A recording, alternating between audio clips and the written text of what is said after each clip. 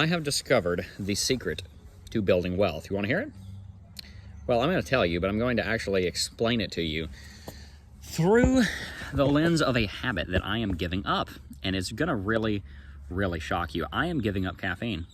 I've been working on giving up caffeine for a few weeks now. A few months now, actually. A few weeks. And the reason that I'm doing that is because I believe in something called financial sovereignty. If you've never heard of financial sovereignty, essentially what it is short for is bringing your financial life under control, that it doesn't control you, so that you're able to grow it, be generous with it, and enjoy the wealth and the fruit of your labor. And so by way of a story, I'll explain to you how this works. You see, something that I've learned is that, for me anyway, with coffee, which is kind of funny because I have a show called Coffee and Crypto, with coffee, it ends up acting a little bit like debt. It sucks the energy from the later hours of the day into the current hours of the day, and it also affects your sleep. And it's an addiction. If you drink it every single day, it's an addiction. The Bible teaches us to be mastered by nothing but to have mastery over creation. And something I'm learning is that when I drink coffee or caffeine every single day, I end up feeling really bad. I end up having to have the cup of coffee. I have to have the coffee so that I can have energy. And if I don't, then I crash. And even if I do, I end up crashing anyway. And it makes my sleep suck. And it makes it hard for me to get up in the morning, which throws off my morning routine. So I'm learning the value of having control over those areas of my life and getting rid of addictions.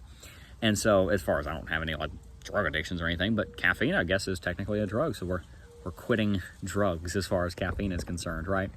And so it's really been very helpful. My wife gave me a really good idea when I said I wanted to do this, because I've done the whole cold turkey thing before, and it just ends up being really discouraging because I love coffee. And so what she did, my wife, she's awesome. Shout out to Sarah. Motivates me, just an incredible woman. She bought me a 35-pack of Coke. Now, this probably sounds terrible because you're thinking, oh my gosh, it was like 5,000 calories, but that's part of the strategy. And I wrote out a strategy. I said, I'm going to drink 3 Cokes a day for a little while. It's a lot.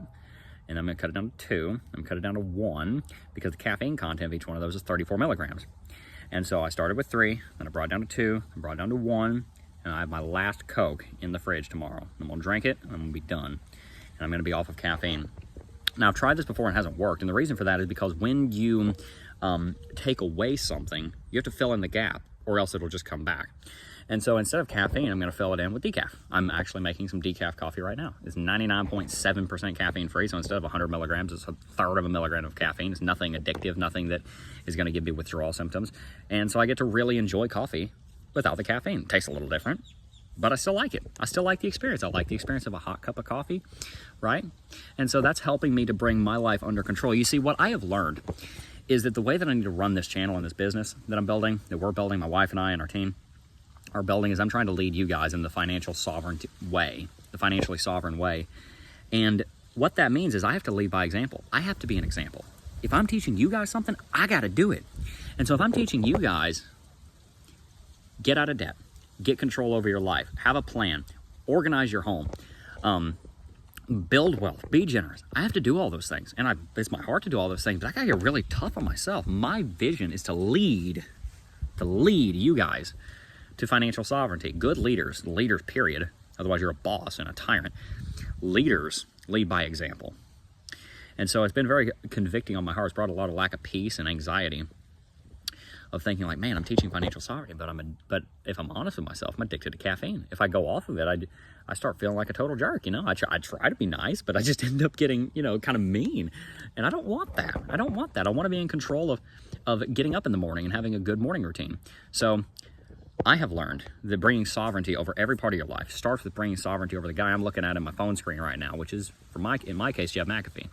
And so anywhere in my life that I see something that I'm not the one in control of, that I am supposed to be in control of. I'm not in control of you, but I'm not supposed to be in control of you. I'm not in control of what happens in Germany, but I don't live in Germany. I'm not a voter in Germany. It's not my business. But if there's something I'm supposed to be in control of and I'm not in control of it, I need to fix that. Because that's where blessings will come from.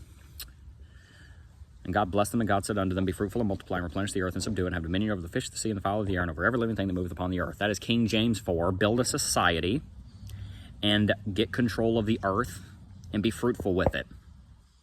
I know that was kind of like Peter Parker picked a peck of pickled peppers. I know that's probably what that sounded like, but that's what it means. It means build a society, get control of the earth, and do cool stuff with it. But you do it through sovereignty, which is being under God above creation, in control. And I have experienced a lot of blessings from it. I'm just as sharp and witty, and I'm not any slower because I'm not on caffeine. I just am not a slave to it, and it feels really good. It feels really good. It's so much easier to get up in the morning. It's really got me thinking about all the other areas in all of our lives. There's a couple more in my life. I'm like, man, I gotta kick that bad habit. What are some bad habits that you have to kick if you want to be sovereign? Because it's not just about finances. The overall picture is to live sovereign, right? I want us to focus on financial sovereignty, but it's actually every area of our lives. We're bringing sovereignty over our home right now, over our finances, over our relationship. Where are some areas that you can get control of your life and steward it better and control it better, that it might grow for the better? Peace.